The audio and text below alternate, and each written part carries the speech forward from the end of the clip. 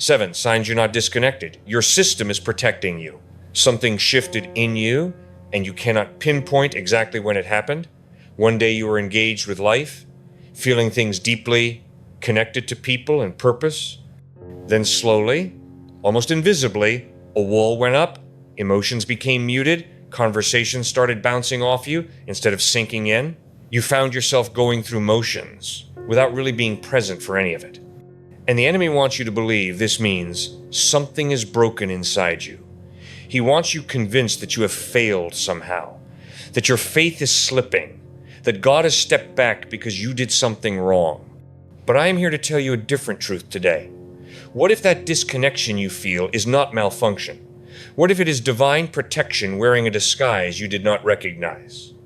Your spirit, your mind, your entire internal system was designed by a God who knows your limits better than you do. And sometimes, when pressure mounts beyond what you can consciously process, He does something merciful. He puts up walls you did not ask for. He numbs what would otherwise overwhelm you. He disconnects you from stimulation that would destroy you if you kept absorbing it at full capacity. This is not abandonment. This is a father shielding his child. Let me show you 7 signs that what you are experiencing is protection, not punishment. Number 1, you feel numb, but you have not stopped praying. Your emotions went quiet. Worship does not hit the way it used to.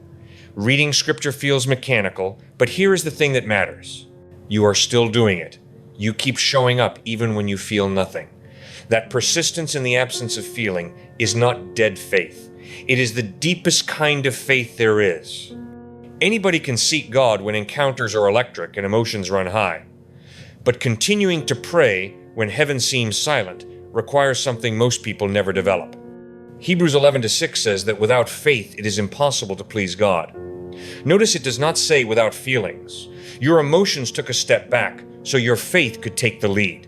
That numbness protected you from making decisions based on spiritual highs and lows instead of covenant commitment. Number 2, social situations drain you in ways they never did before. Being around people used to energize you. Now it costs something. Even gatherings with people you love leave you needing hours alone to recover. You started declining invitations, not because you dislike anyone, but because your system cannot afford the expense right now. This is not antisocial behavior. This is spiritual energy conservation. When God is doing internal work that requires your full resources, He will reduce external demands. He pulls you back from the crowd the same way He pulled Elijah back to the brook Cherith during the drought. 1 Kings 17:3 records God telling Elijah to hide himself by the brook away from everyone. That hiding was not punishment, it was positioning. Your sudden inability to handle social demands might be God positioning you for something that requires more of your internal reserves. Number 3, you cannot connect emotionally even with people you genuinely love. This one causes the most guilt. You look at your family, your closest friends, people who deserve your full presence, and you feel a strange distance, like glass sits between you and everyone who matters. You want to feel connected, but you cannot seem to reach across that invisible barrier. Before you condemn yourself, consider this. When Elijah fled from Jezebel and sat under that broom tree wanting to die, God did not rebuke him for his emotional state. 1 Kings 19:5 tells us God sent an angel with food and water and told Elijah to rest.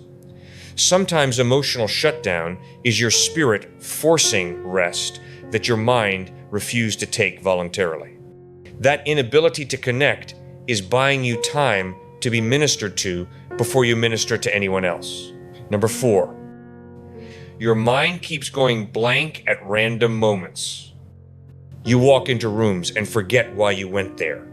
Conversations slip out of your memory minutes after they happen. Your thoughts feel scattered, like someone shuffled the deck and did not put the cards back in order. Normally, this would alarm you, but lately it just feels like background noise. Here is what is actually happening. Your mind has reached processing capacity and it started deleting non-essential information to protect core functions. Think of it like a computer, closing background programs to keep from crashing. Isaiah 26:3 promises that God will keep in perfect peace the mind that is stayed on Him. Sometimes that keeping looks like reducing mental load, so your focus can remain fixed on what actually matters. Those blank moments are not cognitive decline. They are automatic filtering. Number 5, decisions that used to be simple now feel impossibly heavy. Choosing what to eat for dinner feels like being asked to solve complex equations.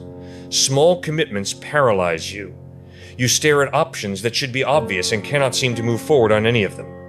This decision fatigue haunts you constantly. But think about what this slowdown is doing. It is preventing impulsive choices. When you cannot decide quickly, you are forced to wait. And waiting creates space for God's direction to come through. Psalm 46:10 commands us to be still and know that He is God. That inability to decide might be enforced stillness. God knows that in your current state, rushed decisions could cost you. So He slowed down your entire decision-making system. What feels like dysfunction is actually divine protection against choices you are not ready to make yet. Number 6, your tolerance for drama and conflict has dropped to almost nothing. Arguments that you used to engage with now make you want to walk away immediately. Gossip that you once tolerated now feels physically repulsive. People who thrive on chaos have become unbearable to be around. Your patience for nonsense has completely evaporated. This is not you becoming cold or judgmental. This is your discernment sharpening. When God prepares someone for a new level, He often rewires their tolerance for things that would contaminate that level. Proverbs 4:23 tells us to guard our hearts with all diligence because everything flows from there. Your reduced tolerance is automatic heart protection. Things you used to allow access no longer get past the gate. That gate is not malfunction. That gate is God upgrading your spiritual security system. Number 7, you keep sensing that something is about to change even though nothing looks different. Nothing in your external circumstances has shifted. Same job, same relationships, same daily routine. But something inside you knows that the ground is about to move. You cannot explain it to anyone because there is no evidence. Just this persistent inner knowing that refuses to quiet down. That sense is not wishful thinking. It is prophetic discernment. Your spirit is picking up frequencies that your natural eyes cannot detect yet. Joel 2:28 speaks of God pouring out His Spirit so that His people would see visions and dream dreams. That inner knowing you carry might be the beginning of vision for what He is preparing. The disconnection you have experienced was protecting you from being distracted while this knowing took root. Now that it has settled into your spirit, the disconnection is about to lift.